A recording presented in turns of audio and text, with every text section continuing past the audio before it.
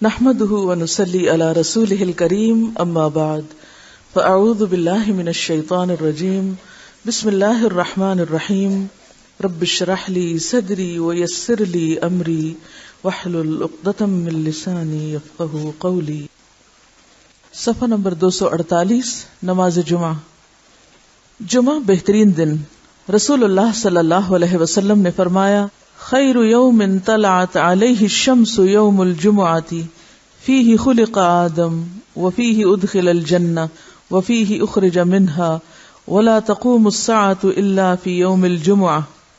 بہترین دن جس پر سورج طلوع ہو کر چمکے جمعہ کا دن ہے. اسی دن آدم علیہ السلام پیدا ہوئے، اسی دن جنت میں داخل کیے گئے، اسی دن جنت سے زمین پر اتارے گئے اور قیامت بھی جمعے کے دن قائم ہوگی. جمعے کی فرضیت.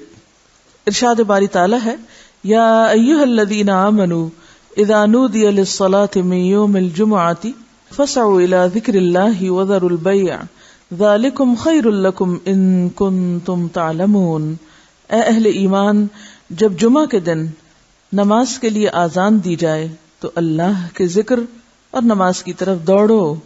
اس وقت کاروبار چھوڑ دو، اگر تم سمجھو تو یہ تمہارے حق میں بہت بہتر ہے، یعنی اسی میں تمہارا فائدہ ہے.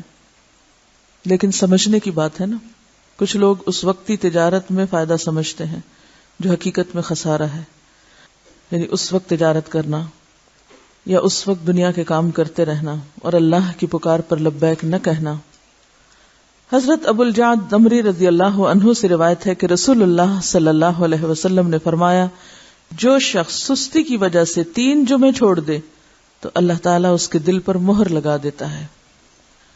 آپ صلی اللہ علیہ وسلم نے فرمایا لوگ جمعہ چھوڑنے سے باز آ جائیں ورنہ اللہ تعالیٰ ان کے دلوں پر مہر لگا دے گا، پھر وہ غافل ہو جائیں گے.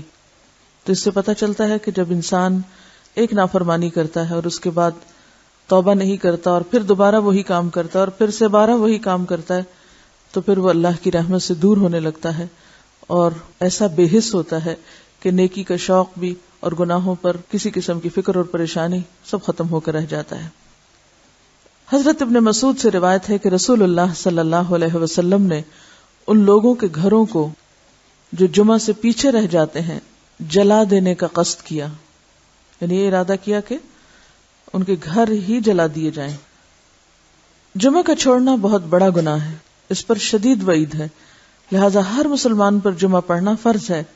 اس میں ہرگز سستی نہیں کرنی چاہیے. جب خطیب ممبر پر چڑھے اور اذان ہو جائے تو سارے کاروبار حرام ہو جاتے ہیں. جمعہ کے متفرق مسائل. نمبر 1، رسول اللہ صلی اللہ علیہ وسلم نے فرمایا جس کا اللہ اور آخرت کے دن پر ایمان ہے اس پر جمعہ فرض ہے. مریض، مسافر، عورت، نابالغ لڑکا اور غلام جمعہ کی فرضیت سے مستثنا ہے، یعنی ان پر جمعہ فرض نہیں. اگر چاہیں تو پڑھ لیں، نہیں تو ظہر کی نماز بھی کافی. نمبر 2، نبی صلی اللہ علیہ وسلم نے فرمایا جو شخص جمعہ کے روز خوب اچھی طرح نہائے اور پا پیادہ یعنی پیدل مسجد میں جائے، امام کے نزدیک ہو کر دل جمی سے خطبہ سنے، یعنی ادھر ادھر غفلت کے ساتھ نہیں بلکہ پوری توجہ کے ساتھ اگلی صفوں میں بیٹھ کر، اور کوئی لغو بات نہ کرے، تو اس کو ہر قدم پر 1 برس کے روزوں کا اور اس کی راتوں کے قیام کا ثواب ہوگا.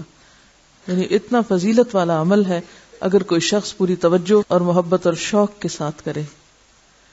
حضرت سلمان فارسی رضی اللہ عنہ سے روایت ہے کہ رسول اللہ صلی اللہ علیہ وسلم نے فرمایا جو شخص جمعہ کو نہائے اور جس قدر پاکی حاصل ہو سکے کرے، یعنی اپنے جسم کی بھی صفائی، اپنے بالوں کی، ہر چیز کی، پھر تیل یا اپنے گھر سے خوشبو لگائے جو بھی میسر ہو، یعنی تھوڑا اہتمام کے ساتھ نکلے، اور مسجد کو جائے، وہاں 2 آدمیوں کے درمیان راستہ نہ بنائے، یعنی لوگوں کی گردنیں نہ پھلانگے یا ان کو پریشان نہ کرے آگے جانے کے لیے، یعنی جہاں جگہ ملے وہیں بیٹھ جائے، پھر اپنے مقدر کی نماز پڑھے، پھر دوران خطبہ خاموش رہے، تو اس کے گزشتہ جمعہ سے لے کر اس جمعہ تک کے گناہ بخش دیے جاتے ہیں. اب یہاں پر گناہوں کی بخشش کس چیز کے ساتھ منسلک ہے کہ انسان اپنی ذات سے کسی کو تکلیف نہ دے، یعنی صرف اتنا نہیں کہ آپ خود شوق سے چلے ہیں نیکی کرنے، عبادت کرنے، اور اپنے شوق میں دوسروں کے لیے باعث اذیت ہیں، ایسا نہیں ہونا چاہیے. رسول اللہ صلی اللہ علیہ وسلم نے فرمایا، جو شخص غسل کر کے جمعہ کے لیے آتا ہے اور خطبہ شروع ہونے تک جس قدر ہو سکے نوافل ادا کرتا ہے، پھر خطبہ جمعہ شروع سے لے کر آخر تک خاموشی کے ساتھ سنتا ہے، تو اس کے گزشتہ جمعہ سے لے کر اس جمعہ تک اور مزید 3 دن کے گناہ معاف کر دیے جاتے ہیں۔ حضرت عبداللہ بن عباس رضی اللہ عنہ فرماتے ہیں، مسجد نبوی کے بعد جو سب سے پہلا جمعہ پڑھا گیا وہ بحرین کے گاؤں جوافہ میں عبد القیس کی مسجد میں تھا۔ اس سے کیا پتہ چلتا ہے کہ جمعہ صرف بڑے شہر میں نہیں بلکہ گاؤں وغیرہ میں بھی پڑھا جا سکتا ہے، یا جہاں بھی لوگوں کی آبادی ہو اکٹھے رہتے ہوں وہاں پر جمعہ پڑھنا چاہیے، یہ جمعے کا اہتمام کیا جانا چاہیے۔ یہاں اس موقع پر میں یہ یاد دہانی آپ کو کرا دوں کہ جن خواتین کے لڑکے ہیں خاص طور پر ان کو، اپنے شوہروں کو، اپنے مرد رشتہ داروں کو یہ احادیث ضرور پڑھوا دیں یا ان کو یاد دہانی کرا دیں، تاکہ وہ اگر جاتے بھی ہیں جمعہ پڑھنے تو شوق سے جایا کریں اور ان آداب کا خیال بھی رکھیں جو رکھنے چاہیے۔ اسد بن زرارہ نے نقی الخدمات کے علاقے میں بنو بیازہ کی بستی حزم النبیت جو مدینہ سے 1 میل کے فاصلے پر تھی اس میں جمعہ قائم کیا۔ حضرت عبداللہ بن عمر مکہ اور مدینہ کے درمیان بسنے والے لوگوں کو جمعہ پڑھتے دیکھتے تو اعتراض نہ کرتے۔ نمبر 4، حنین کے دن بارش ہو رہی تھی تو رسول اللہ صلی اللہ علیہ وسلم نے اپنے منادی کو حکم دیا، آج اپنی اپنی قیام گاہوں میں نماز پڑھنے کا اعلان کر دو، اور وہ جمعہ کا دن تھا۔ یعنی اگر بارش کا موسم ہو اور جانے میں تکلیف ہو تو ایسی صورت میں پھر ظہر کی نماز گھر پہ پڑھی جا سکتی ہے جب نکلنے میں حرج ہو۔ حضرت ابو ہریرہ سے روایت ہے کہ نبی صلی اللہ علیہ وسلم نے فرمایا، آج کے دن 2 عیدیں عید اور جمعہ اکٹھی ہو گئی ہیں، جو شخص صرف عید پڑھنا چاہے اسے وہ کافی ہے، لیکن ہم عید اور جمعہ دونوں پڑھیں گے۔ یعنی اگر ایک ہی دن میں 2 چیزیں ہوں تو ایک کی رخصت ہے، یعنی عید پڑھنا کافی ہے، جمعہ جو ہے اس کی بجائے ظہر کی نماز بھی پڑھی جا سکتی ہے، لیکن آپ صلی اللہ علیہ وسلم نے پھر بھی دونوں چیزوں کو پڑھنا پسند فرمایا، اگرچہ سہولت رکھی۔ عبداللہ بن زبیر رضی اللہ عنہ کے زمانے میں جمعہ کے دن عید ہوئی تو انہوں نے نماز عید پڑھائی، جمعہ نہ پڑھایا۔ اس واقعے کی خبر ابن عباس کو ملی تو انہوں نے فرمایا، ان کا یہ عمل سنت کے مطابق ہے۔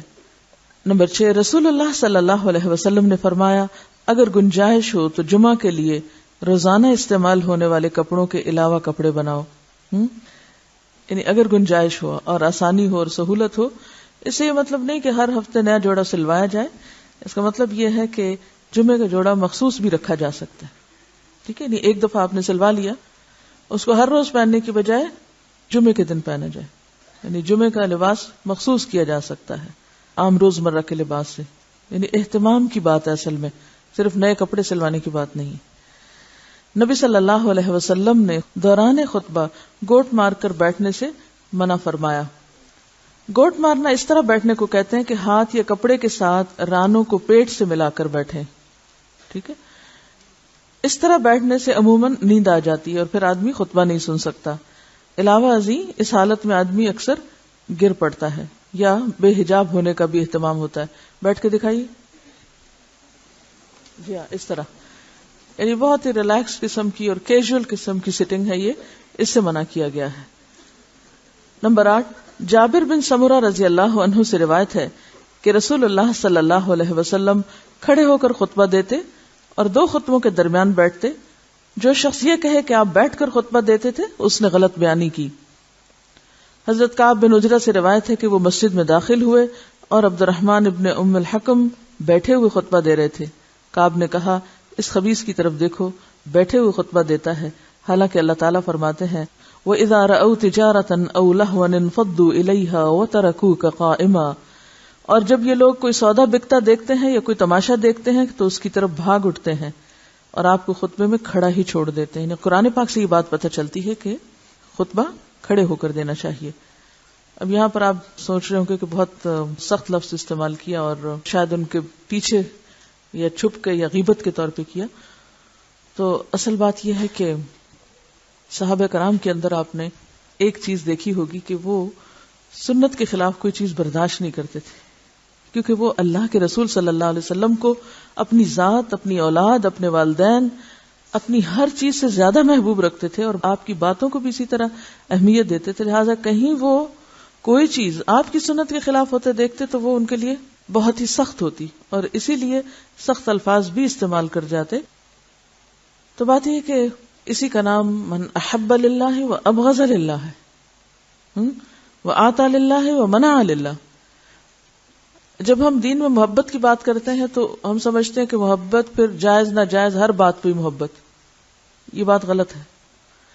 ٹھیک ہے، درست چیز کو اپریشیٹ کیا جائے اور جو غلط بات ہے اس کو غلط بتایا جائے، اور غلطی جتنی زیادہ بڑی ہو اس کے لیے اتنا ہی فرم ہونا چاہیے. اس کے لیے پھر ڈھیلا ڈھالا رویہ نہیں اختیار کرنا چاہیے جبکہ بات پوری طرح دوسروں کو بتائی بھی جا چکی ہو. لیکن ایک بات یاد رکھیے کہ صحابہ کرام کا جو باہم تعلق یا واسطہ تھا، ان کی جو تربیت جس ڈھنگ پر ہوئی تھی، وہاں ذات اور انا اور میں اور شخصیت پرستی جیسی چیزیں نہیں تھی. وہاں محبت بھی اللہ کے لیے تھی اور بغض بھی اللہ کے لیے تھا، اور اس کے ساتھ ساتھ وہ کسی چیز کو اپنی ذاتی وقار کا مسئلہ نہیں بناتے تھے، اس کو پرسنلی نہیں لیتے تھے. ہم کوئی چیز نہ بھی ہو تو اس کو پرسنل بنا لیتے ہیں، یعنی کوئی شخص کسی سے کچھ کہہ رہا ہو تو ہم اس کو اپنے خلاف لے لیتے ہیں، اور اپنی ذات کے بارے میں ہمیشہ بہت ہی سمپیتھیٹک اور بہت سینسٹیو اور بہت کانشیس اور بہت مہربان رہتے ہیں. اٹھتے بیٹھتے چلتے پھرتے تکلیفوں کا ذکر بھی کرتے رہتے ہیں. کبھی ہمیں یہ بھی سوچنا چاہیے کہ جب ہم بہت زیادہ تکلیفوں کا ذکر کرتے ہیں تو کہیں ہم اللہ تعالیٰ کا شکوہ تو نہیں کر رہے ہوتے. تھوڑی دیر کے لیے سوچیں، یہ مسئلہ وہ مسئلہ، یہ پریشانی وہ پریشانی، یہ بیماری وہ بیماری، یہ تکلیف وہ تکلیف.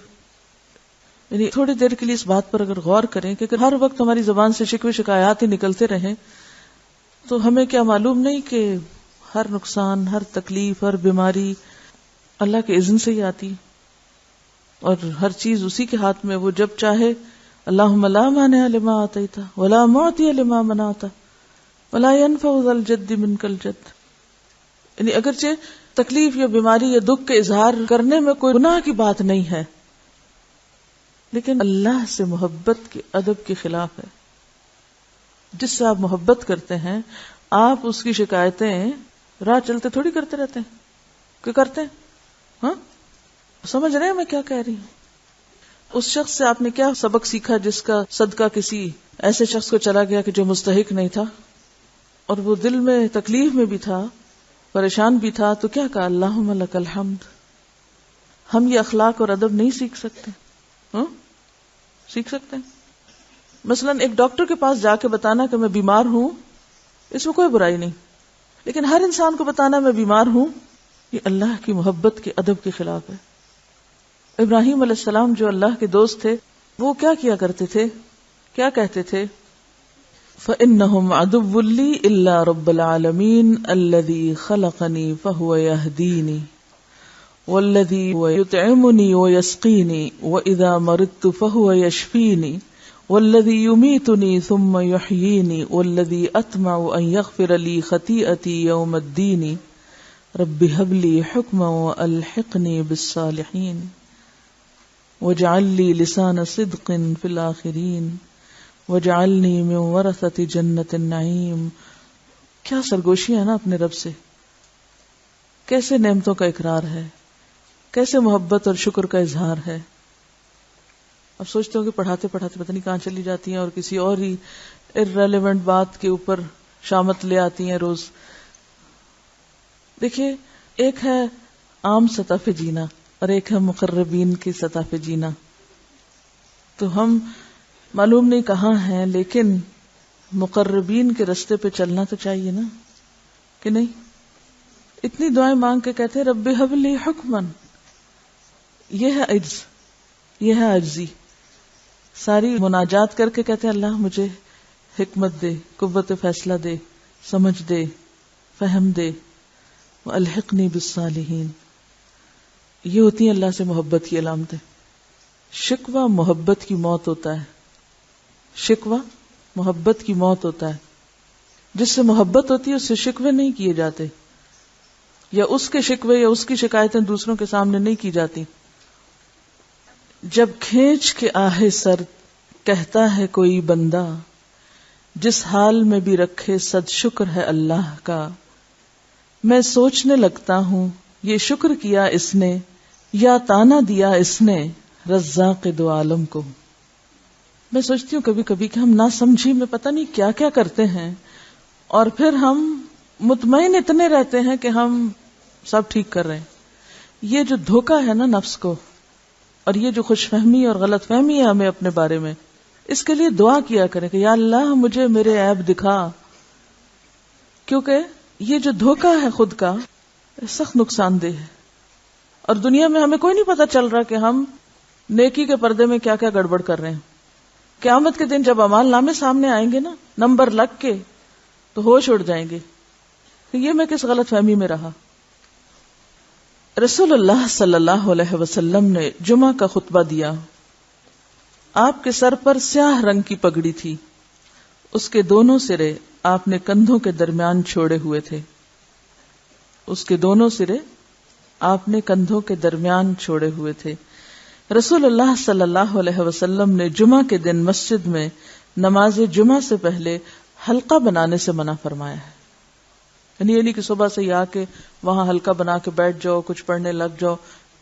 اب سوال یہ پیدا ہوتا ہے کہ جمعہ سے پہلے اس سے منع کیوں کیا گیا؟ دعا مانگ کے جواب دے اللہ سے کہ اللہ صحیح حکمت دے اور صحیح بات کی توفیق دے. دیکھیے کہ ہر چیز کا اپنا ایک مقام ہوتا ہے نا. آپ کو جمعہ کے لیے جانا ہے، جمعہ کی نیت سے جائیں گے نا مسجد میں، اور اگر حلقہ بنانا ہے یا بیٹھنے کے لیے جانا ہے تو وہ اس نیت سے پہلے ہی جا کے بیٹھیں گے نا آپ. تو وہ جو اصل کام ہے وہ کس میں دب جائے گا؟ اس پہ ایک شیڈو آ جائے گا نا کسی اور عمل کا. مثلاً یہ ایسا ہی ہے جیسے آپ کو کوئی کھانے سے پہلے میٹھا کھلا دے. کئی ملکوں میں کھانے سے پہلے میٹھا کھاتے ہیں. مجھے اب یاد نہیں کہا، میں کہیں کسی جگہ پر گئی تو انہوں نے پہلے میٹھا سرو کیا. میں نے کہا یہ رکھ دیں ابھی بعد میں. کہتے نہیں ہمارے ہاں پہلے میٹھا کھایا جاتا ہے. اچھا، لیکن ہمارے ہاں جیسے عادات ہیں اس میں کیا ہے کہ میٹھا آخر میں کھایا جاتا ہے. ٹھیک ہے، اب اگر کھانے سے پہلے میٹھا کھا لیں تو اس سے کیا امپیکٹ ہوتا ہے کھانے پر؟ کھانے سے پہلے کیا کھاتے ہیں؟ ایپیٹائزر. تو میٹھا ایپیٹائزر نہیں ہے، وہ کیا کرتا ہے؟ فلنگ کر دیتا ہے، بھوک ختم کر دیتا ہے. تو اگر آپ جناب جمعہ سے پہلے ہی ہلکے بنا کے بیٹھ گئے کچھ کرنے کرانے تو کیا ہوگا؟ جب تک جمعے کا وقت آئے گا پیٹ بھر چکا ہوگا. کیونکہ ہر عبادت کے اندر ایک شوق، اس عبادت کی روح یا جو اس کی اہمیت ہے یا جو اس کے اندر شوق اور ذوق ہے وہ ماند پڑ جائے گا. پہلے سے ہی تھک جائیں گے آپ.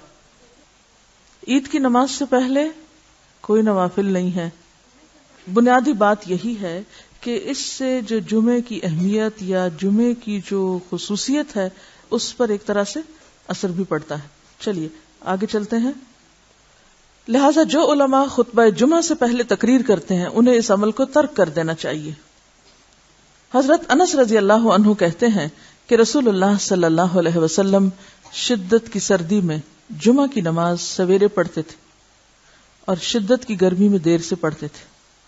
حضرت جابر کہتے ہیں کہ جب رسول اللہ صلی اللہ علیہ وسلم خطبہ ارشاد فرماتے تو آپ کی آنکھیں سرخ ہو جاتی، آواز بلند ہوتی اور جوش میں آ جاتے تھے، گویا کہ آپ ہمیں کسی ایسے لشکر سے ڈرا رہے ہیں جو صبح یا شام ہم پر حملہ کرنے والا ہے. اور فرماتے کہ میں اور قیامت ساتھ ساتھ اس طرح بھیجے گئے ہیں. آپ اپنی شہادت کی اور درمیانی انگلی کو ملا دیتے، یعنی میرے بعد اب اور کوئی پیغمبر نہیں آئے گا، میرے بعد اب قیامت ہی آئے گی. تو اس سے کیا بات پتہ چلتی ہے؟ اس سے یہ بات پتہ چلتی ہے کہ تعلیم اور خطبے میں فرق ہوتا ہے. تعلیم میں آپ کا انداز کیا تھا؟ آہستہ آہستہ بولتے، لفظ گنے جا سکتے تھے، ایک بات بعض اوقات 3 بار بھی دہراتے.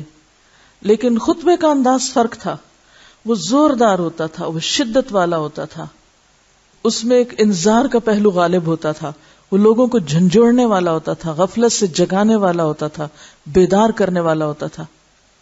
اس سے کیا بات سامنے آتی ہے کہ ہر موقع کی مناسبت سے تعلیم کا انداز اور تربیت کا فرق ہونا چاہیے.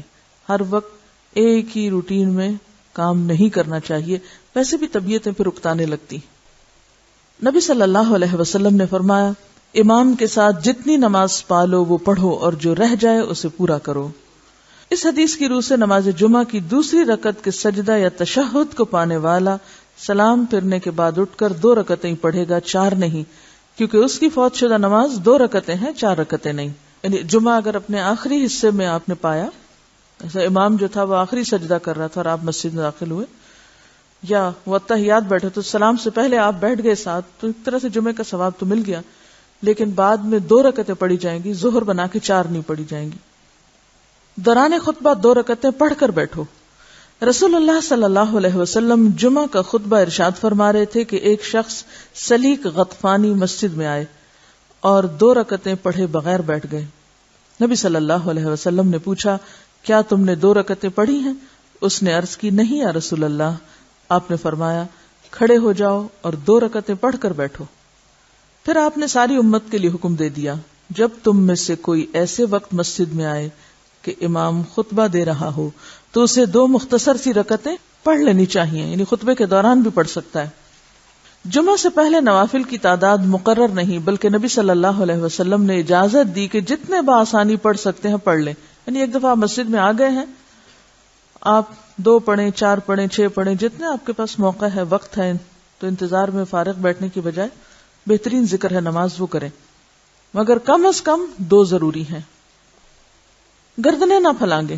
حضرت عبداللہ بن بسر رضی اللہ عنہ سے روایت ہے کہ جمعہ کے دن رسول اللہ صلی اللہ علیہ وسلم خطبہ دے رہے تھے کہ ایک شخص لوگوں کی گردنیں پھلانگتا ہوا آنے لگا تو آپ نے یہ دیکھ کر فرمایا، بیٹھ جاؤ، تم نے لوگوں کو ایذا دی اور دیر لگائی ہے.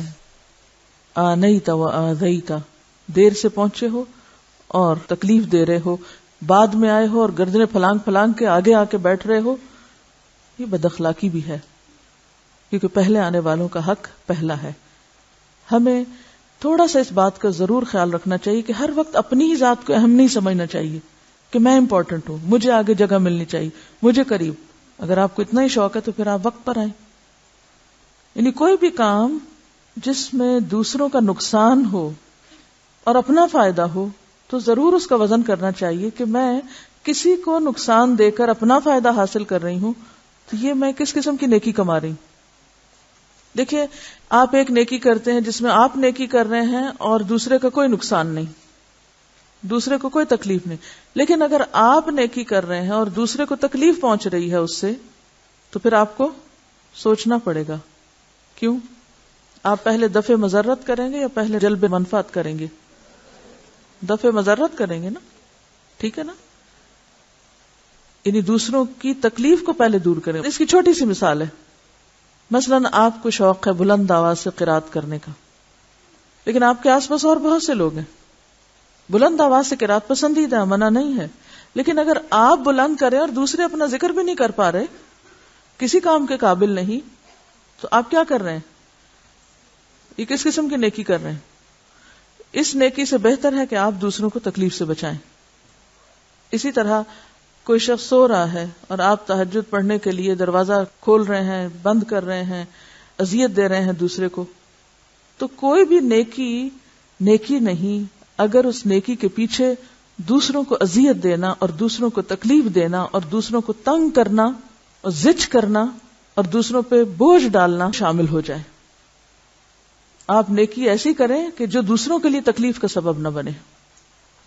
تو جمعہ کی نماز کے لیے آنے والوں کو جہاں جگہ ملے وہاں بیٹھ جانا چاہیے، دوسروں کو تکلیف نہیں دینی چاہیے. اب پہلے آنے والوں کا ثواب. حضرت ابو ہریرہ کہتے ہیں کہ رسول اللہ صلی اللہ علیہ وسلم نے فرمایا، فرشتے جمعہ کے دن مسجد کے دروازے پر ثواب لکھنے کے لیے کھڑے ہوتے ہیں اور سب سے پہلے آنے والے کا نام لکھ لیتے ہیں، پھر اس کے بعد آنے والے کا، اسی طرح لکھتے جاتے ہیں. جو شخص نماز جمعہ کے لیے اول وقت مسجد میں جاتا ہے اس کو اتنا ثواب ملتا ہے جتنا مکہ میں قربانی کے لیے اونٹ بھیجنے والے کو ثواب ملتا ہے. پھر جو بعد میں آتا ہے اس کو اتنا ثواب ملتا ہے جتنا مکہ میں قربانی کے لیے گائے بھیجنے والے کو، اس کے بعد آنے والے کو دمبا بھیجنے والے کے برابر، اس کے بعد آنے والے کو مرغی اور اس کے بعد آنے والے کو انڈا صدقہ کرنے والے کی مانند اجر ملتا ہے. پھر جب امام خطبہ دینے کے لیے نکلتا ہے تو فرشتے دفتر لپیٹ دیتے ہیں اور خطبہ سننے لگتے ہیں. رجسٹریشن کمپلیٹ، کون کون داخل ہو گیا اس ثواب میں، بس اب دروازہ بند. تو نیکی کے کاموں میں تاخیر کرنا اور ہمیشہ ڈیلے کرنا اور پیچھے رہنا اس کے بارے میں حدیث آپ نے پڑھی ہوگی کہ کچھ لوگ پیچھے رہتے جاتے ہیں حتیٰ کہ اللہ ان کو پیچھے ڈال دیتا ہے. تو اس چیز کو ضرور مد نظر رکھیں کہ نیکی کے کام میں آگے بڑھنے والے ہی السابقون السابقون ہوتے ہیں. اللہ یہ کہ کوئی عذر ہو، کوئی تکلیف ہو، وہ اور بات ہے، لیکن عادت نہیں بنا لینی چاہیے سستی اور کسل مندی اور تاخیر کی. اچھا کوئی بات نہیں، پھر صحیح. رسول اللہ صلی اللہ علیہ وسلم نے فرمایا جمعہ کے دن ایک گھڑی ایسی ہے کہ جو مسلمان اس گھڑی میں اللہ سے بھلائی کا سوال کرے تو اللہ تعالیٰ اس کو قبول کرتا ہے. نبی صلی اللہ علیہ وسلم نے فرمایا جمعہ کی قبولیت کی گھڑی امام کے ممبر پر بیٹھنے سے لے کر نماز کے خاتمے تک ہے. یعنی اس سارے وقت میں کوئی بھی وقت انتہائی قبولیت کا. اچھا اب نشاندہی بھی کر دی گئی اور بتا بھی دی گئی کہ ایک گھڑی. اس سے کیا فائدہ ہوگا کہ لوگ اس وقت کو پوری طرح اللہ کی طرف متوجہ ہو کے گزاریں گے کہ معلوم نہیں کون سی گھڑی اور میں اس گھڑی میں ادھر ادھر دیکھتا ہوا غافل رہ کے وقت ضائع کر بیٹھوں، یہ چانس گنوا بیٹھوں. اگر کوئی آپ کو یہ کہے کہ اگلے 10 منٹ میں آپ کے اوپر چھت سے ایک سونے کا انڈا نیچے گرنے والا ہے تو آپ کیا کریں گے؟ اس 10 منٹ میں تو سانس بھی نہ لیں، شاید آنکھ بھی نہ جھپکیں کہ کہیں ایسا نہ ہو کہ میں آنکھ بند کر جاؤں اور وہ انڈا مس ہو جائے مجھ سے. ہاں غافل نہیں ہوگی. تو آپ دیکھیے کہ کسی ایک دعا کا قبول ہو جانا سونے کے انڈے سے کہیں زیادہ قیمتی. لیکن عموماً جب خیر و بھلائی اور برکت کی تقسیم ہوتی ہے تو ہم اسی قسم کی غفلت کا ثبوت دیتے ہیں اور توجہ نہیں کرتے، اور کبھی سونے لگتے ہیں اور کبھی ادھر ادھر توجہ کرنے لگتے ہیں. تو جمعے کا وقت خطبے سے لے کر نماز تک، دعا تک بہت ہی بہترین گھڑیوں میں سے جب بندہ اپنے رب کے قریب ہوتا ہے. لہذا آنا بھی جلدی چاہیے کہ السابقون ہو. اور سابقون کون ہوتے ہیں؟ المقربون ہوتے ہیں. اور مقربون وہی ہو سکتے ہیں کہ جو ایسے مواقع کو بخوبی استعمال کرنا جانتے ہوں اور ان مواقع میں غافل نہ ہو. بعض اوقات ایک لمحے کی غفلت انسان کو سالوں پیچھے لے جاتی. خطبہ جمعہ کے مسائل. رسول اللہ صلی اللہ علیہ وسلم 2 خطبے ارشاد فرماتے، ان کے درمیان بیٹھتے، خطبہ میں قرآن مجید پڑھتے اور لوگوں کو نصیحت کرتے.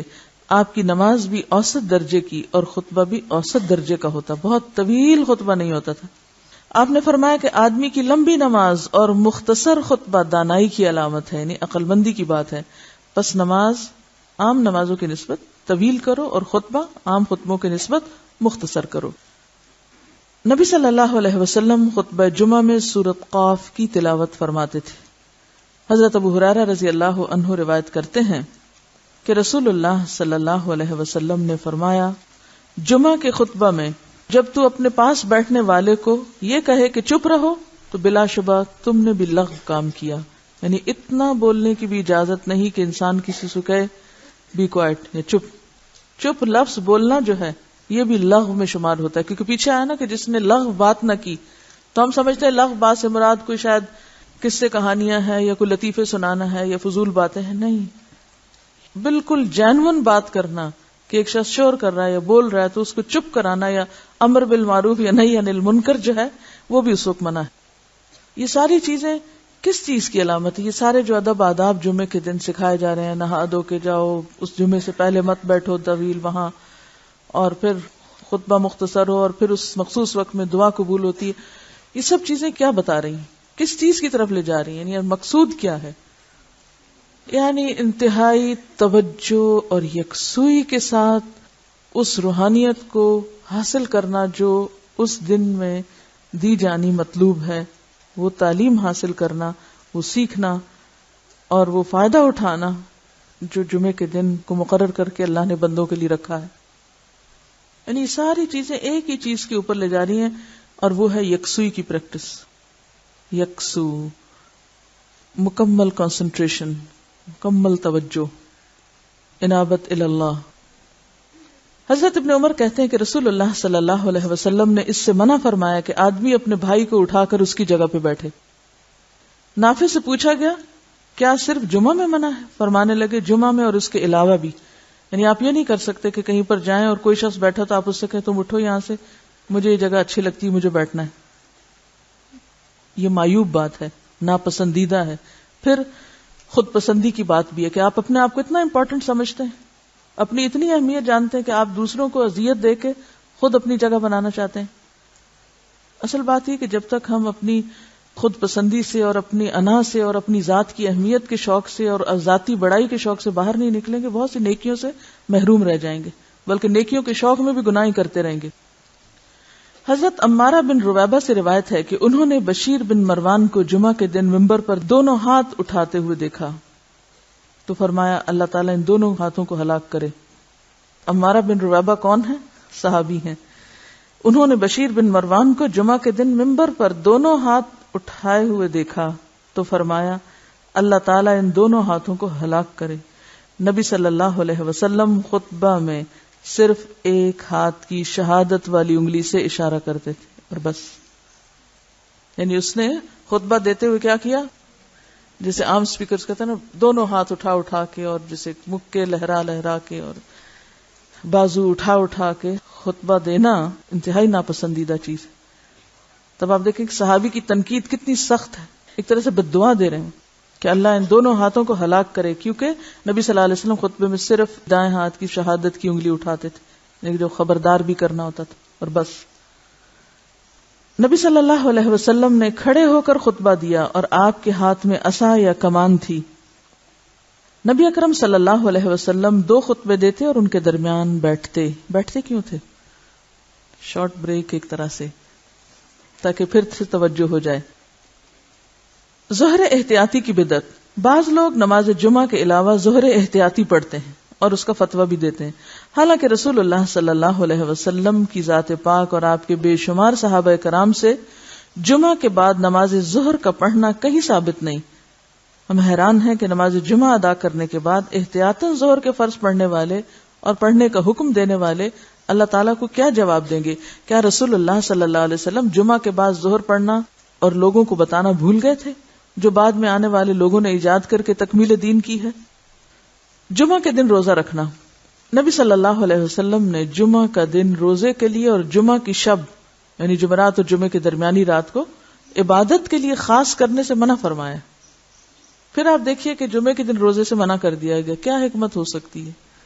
دیکھیے کہ روزہ رکھ کے ایک طرح سے کچھ کمزوری بھی تو ہو جاتی ہے نا، اور بعض اوقات ہو سکتا ہے کہ آپ کے قریبی علاقے میں جمعے کا اہتمام نہ ہو، آپ کو دور جانا ہو. پھر اسی طرح یہ ہے کہ صرف ایک ہی دن کو مخصوص کر لینا عبادت کے لیے اور باقی سارے دن بھول جانا، یعنی سارا کچھ ایک ہی دن اکٹھا کرنا اور بہت کچھ ایک ہی دن کر کے اور باقی دنوں میں فارغ ہو جانا، ان چیزوں کا سدباب کیا گیا. روزے کے لیے جمعرات کا دن زیادہ پسندیدہ ہے جمعے کی نسبت. اور پھر شب جمعہ جو ہے اس کی عبادت سے بھی روکا گیا ہے، یعنی شب بیداری مت کرو اس رات. کیوں؟ پھر جمعے کا حق مارا جائے گا. کیونکہ بعض اوقات ہم اصل کام تک پہنچتے پہنچتے پہلے خود ساختہ کام شروع کر دیتے ہیں، اور یہ شیطانی حربے بھی بعض اوقات ہوتے ہیں اصل کام سے توجہ ہٹانے کے لیے. اور دیکھیں یہ جو ٹائم مینجمنٹ کے اصول ہیں ان میں ایک بہت ہی بنیادی اور اہم اصول کیا ہے کہ اہم کام سب سے پہلے اور کاموں کو پرائرٹائز کرنا. یعنی اگر آپ چاہتے ہیں کہ بر وقت کام ہو اور آپ اپنے وقت کا بھرپور استعمال کریں تو اس میں اہم چیز پہلے، اور اپنی ترجیحات کا تعین، یعنی کاموں کو پرائرٹائز کرنا یہ بہت اہم ہے. کیوں؟ اس لیے کہ جمعے کے دن کی سب سے اہم عبادت کیا ہے؟ نماز جمعہ، اور اس دن کا خطبہ سننا اور اس کی تیاری کرنا اور بر وقت مسجد پہنچنا. اگر ہم اس کام کے ساتھ کچھ اور کام ایجاد کر لیتے ہیں عبادت کے نام پر جس سے آپ نے منع فرمایا، تو ہم دراصل کیا کر رہے ہیں؟ اصل کام کی ترجیح پر اثر انداز ہو رہے ہیں، یعنی اصل کام کو اہم نہیں بلکہ غیر اہم کر رہے ہیں. عید کے دن بھی روزہ رکھنے سے آپ نے منع فرمایا نا، اور جمعہ بھی ایک چھوٹی عید ہے، ایک طرح سے خوشی کا دن بھی ہے. دیکھیے کہ بعض لوگ تہجد پڑھ لیتے ہیں، فجر قضا کر دیتے ہیں. اسی طرح اگر کوئی شخص جمعے کی رات عبادت کرتا رہے اور جب جمعے کا وقت آئے تو اس وقت وہ سست ہو کے بیٹھ جائے اور خطبہ جمعہ میں بھرپور نیند لے کے اٹھے. کیونکہ اکثر ایسے ہی ہوتا ہے نا، جو لوگ راتوں کو بے وجہ جاگتے ہیں وہ پھر تعلیم کے وقت خوب سوتے ہیں اور سو کر سارے سونے کے انڈے کھو دیتے ہیں. دیکھیے کہ رات کی عبادت اور مخصوص کر لینا اس رات کو اور روزہ رکھنا یہ ایک انفرادی عبادت ہے. لیکن نماز جمعہ ایک اجتماعی عبادت. تو بعض اوقات ہم انفرادی کاموں میں، ذاتی کاموں میں اس طرح لگ جاتے ہیں کہ اجتماعی کام جو ہیں وہ متاثر ہو جاتے ہیں، تو یہ درست نہیں. یعنی اس میں بہت سی حکمتیں ہو سکتی ہیں. جمعہ کا دن اور درود شریف کی کثرت. آپ صلی اللہ علیہ وسلم نے فرمایا، جمعہ کے دن مجھ پر بکثرت درود بھیجو، تمہارا درود مجھے پہنچایا جاتا ہے. جمعہ کی اذان. حضرت صائب بن یزید سے روایت ہے کہ رسول اللہ صلی اللہ علیہ وسلم، حضرت ابوبکر اور عمر رضی اللہ عنہم کے زمانے میں جمعہ کی اذان اس وقت ہوتی تھی جب امام خطبے کے لیے ممبر پر بیٹھ جاتا. جب حضرت عثمان خلیفہ بنے اور لوگ زیادہ ہو گئے تو زوراء کی جگہ پر ایک اور اذان دی جانے لگی. امام بخاری فرماتے ہیں زوراء مدینہ کے بازار میں ایک مقام ہے. مسجد کے اندر امام کے خطبے سے پہلے صرف ایک اذان ہے. اکثر مساجد میں اس سے قبل دی جانے والی اذان کو ثبوت حضرت عثمان کے دور سے بھی نہیں، لہٰذا اس سے اجتناب کرنا چاہیے. یہ ذرا حاشیہ دیکھ لیتے ہیں اس کا. جمعے کے دن پہلی اذان کا پس منظر یہ ہے کہ عہد نبوت میں مدینہ منورہ اس کی آبادی کا حجم نسبتاً مختصر تھا. آپ کو معلوم ہے کہ اس وقت جتنے ایریے پر مسجد نبوی ہے پورا شہر اتنے ایریے میں تھا. جی ہاں، موجودہ مسجد نبوی کو اگر آپ جائیں کبھی، اللہ لے جائیں، چاروں طرف سے چکر لگائیں تو اچھا خاصا رقبہ ہے. تو اس وقت پورا مدینہ بس اتنا تھا، اور ایک اذان اس سارے ایریے کے لیے کافی تھی. لوگوں کو اذان آسانی سے سنائی دے جاتی. تو عہد عثمانی میں آبادی زیادہ ہو گئی تو تمام لوگ اذان کی آواز سن نہیں پاتے تھے، جس کا لازمی نتیجہ یہ نکلا کہ گوناگو مصروفیات کا شکار کئی لوگ مسجد میں بروقت پہنچنے سے قاصر ہو گئے.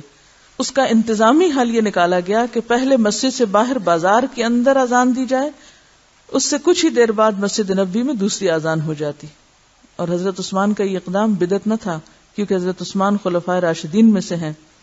ان کے دور میں مدینہ منورہ میں جب پہلی دفعہ اس اذان کی ضرورت محسوس کی گئی تو انہوں نے اسے شرعی حکم کے طور پر نہیں، محض انتظامی حل کے طور پہ جاری کیا تھا، جسے صحابہ کرام کی خاموش تائید حاصل تھی.